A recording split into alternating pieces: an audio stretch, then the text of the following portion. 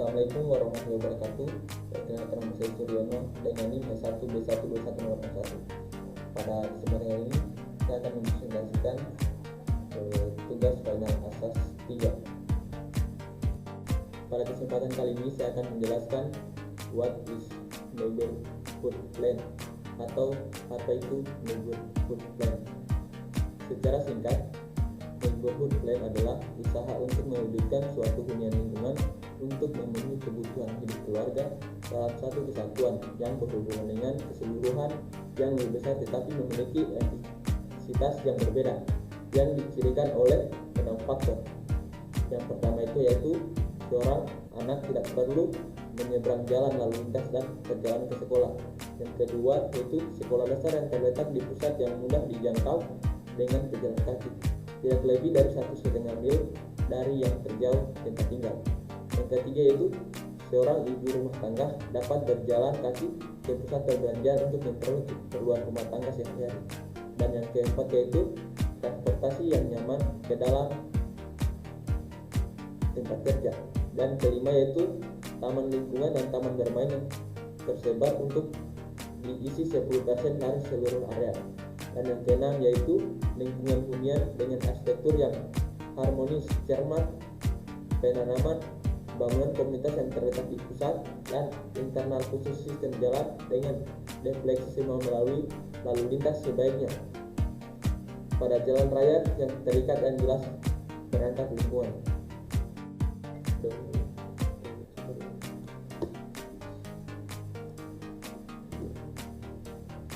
Selanjutnya yaitu mengenai neighborhood plan. Pertama itu konsep lingkungan bisa dibilang salah satu perencanaan utama landmark yang berbentuk perkotaan kota abad ke-20 di beberapa negara. Yang kedua yaitu secara kebetulan gagasan lingkungan Clarence atau Stan dan Henry Wright dicontohkan dalam rencana mereka untuk Redbone, dan gagasan unit lingkungan Clarence Perry diterbitkan pada tahun 1989. Yang ketiga itu prinsip desain perkotaan Stan dan Wright termasuk ide superblok unit perumahan yang dikelompokkan di sekitar pusat hijau, pemisahan kendaraan dan pejalan kaki, dan hierarki jalan dengan budaya seks untuk jalan akses lokal. Sekelompok superblok akan membentuk lingkungan mandiri. Sekelompok lingkungan akan kemudian terdiri dari kota. Yang keempat yaitu bagi dari penataan fisik sekolah dasar kecil, taman dan taman bermain dan tokoh-tokoh lokal adalah basis, yaitu tetangga setiap lingkungan harus menjadi unit kota. Selanjutnya yaitu the original neighborhood concept dan model. Menurut Clarence Stein dan Henry Wright, rancangan model lingkungan Redbone pada intinya adalah satu hierarki yang terdiri dari 4 tingkat, yaitu enclave, yang kedua blok, yang ketiga superblok, dan yang keempat yaitu neighborhood. Enclave yaitu komponen mendasar adalah enclave 20 atau lebih rumah. Yang kedua yaitu rumah-rumah ini tersusun dalam formasi tentang pendek jalan kendaraan disebut jalur, benar-benar jalan buntu dengan akses ke individu garasi. Yang ketiga, sedangkan bagian belakang masing-masing rumah menghadap pengadilan di depan ini, di depan rumah memiliki taman. Yang kedua yaitu blok. 3 atau lebih dari enclave ini dibariskan menjadi satu blok.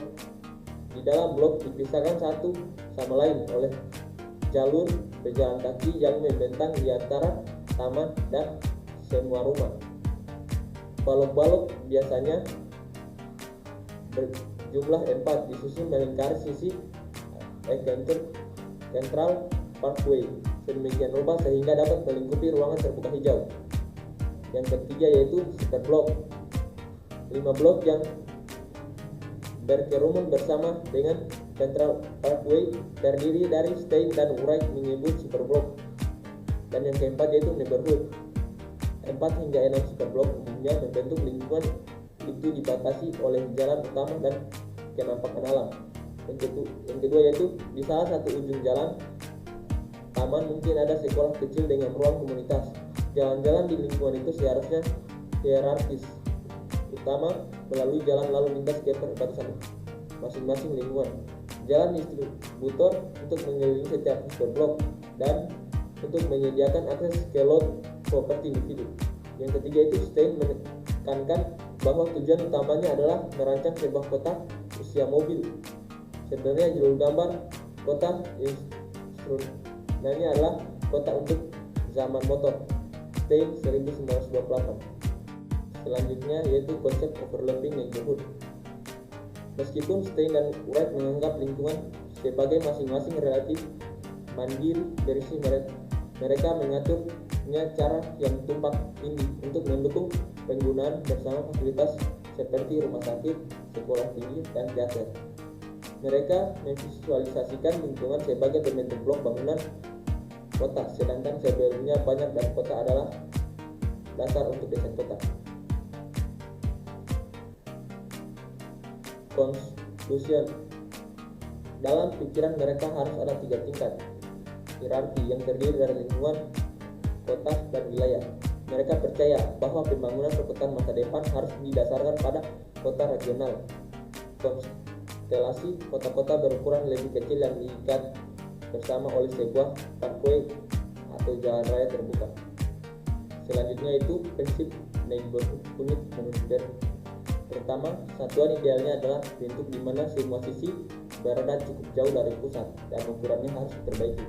Kedua, lingkungan pusat atau pusat komunitas berisi berbagai situs kelembagaan dan sekolah dikelompokkan mengelilingi ruang hijau tengah.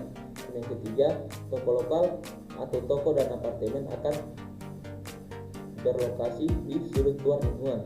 Yang keempat, tanaman-tanaman kecil dan ruang terbuka tersebar terletak di masing-masing lingkungan adalah untuk membentuk 10% dari luas total. Kelima, jalan arteri harus diikat di setiap sisi tangga sementara. Dan keenam, tata letak jalan internal harus menjadi kombinasi jalan lengkung dan diagonal untuk mencegah lalu lintas kendaraan dan pejalan kaki harus dipisahkan.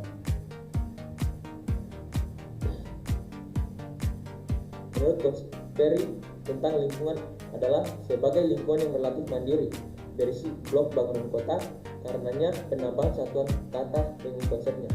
Ia mengidentifikasi 4 lokasi perkotaan di mana gagasan itu mungkin ada diterapkan situs baru di pinggir kota. Situs kosong di daerah pusat didominasi dicat apartemen dan daerah pusat yang memiliki kerusakan dan perlu dibangun kembali. Dia kemudian mengakui bahwa kumpulan tanah di build up yang ada wilayah kota untuk menciptakan lingkungan tidak praktis dan menyarankan proses modifikasi dan dominan terbuka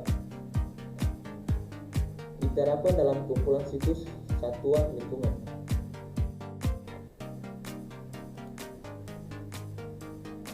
Selanjutnya itu perbandingan prinsip desain. Stein dan Wright bersama Perry setuju bahwa lingkungan itu harus memiliki ukuran terbatas atau tetap yang ditentukan oleh populasi yang dibutuhkan mendukung kepala dasar. Yang kedua yaitu kesamaan lain antara kedua model mereka adalah mendefinisikan lingkungan dengan 6 cara batas. Maksudnya signifikasi jumlah ruang terbuka pusat lingkungan yang akan mencakup sekolah dan sistem jalan yang aman bagi pejalan kaki dan tidak memungkinkan melalui lalu lintas. Yang ketiga itu perbedaan kritis antara model Red Brook dan Stein dan Wright dan ide Perry adalah jenis batas lingkungan yang dibayangkan masing-masing. Meskipun Perry serta Stein dan Wright menggunakan jalan arteri untuk membentuknya batas lingkungan, Stein dan Wright lebih suka menggunakan bentuk alam jika dimungkinkan.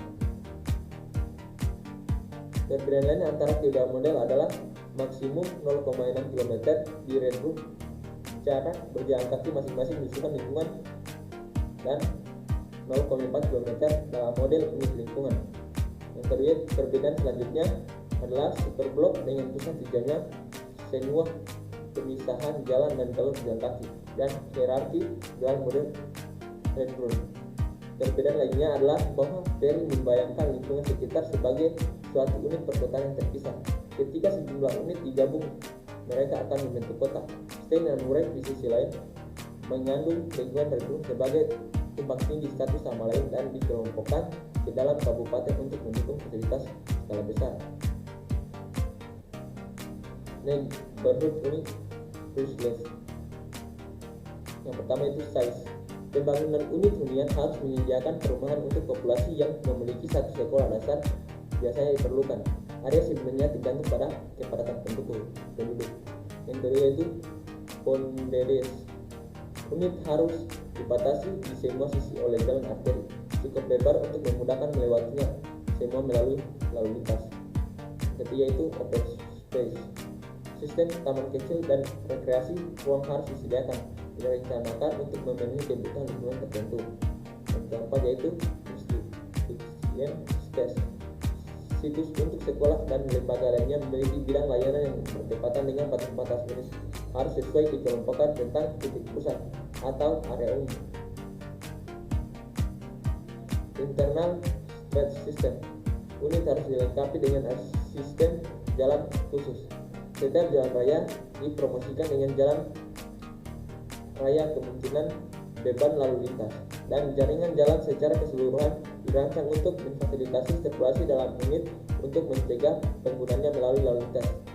Untuk menawarkan gambaran yang jelas tentang masing-masing prinsip ini, gambaran menggambarkan rencana diagram di mana prinsip-prinsip telah diterapkan. Masuk ke local shop. Satu atau lebih distrik perbelanjaan cukup untuk populasi yang akan dilayani harus ditata dalam lingkar unit. Sebaiknya dipersiapkan lalu lintas dan berbatasan dengan distrik serupa dari lingkungan yang berdekatan. Mungkin itu saja presentasi dari saya. Saya ucapkan Assalamualaikum warahmatullahi wabarakatuh.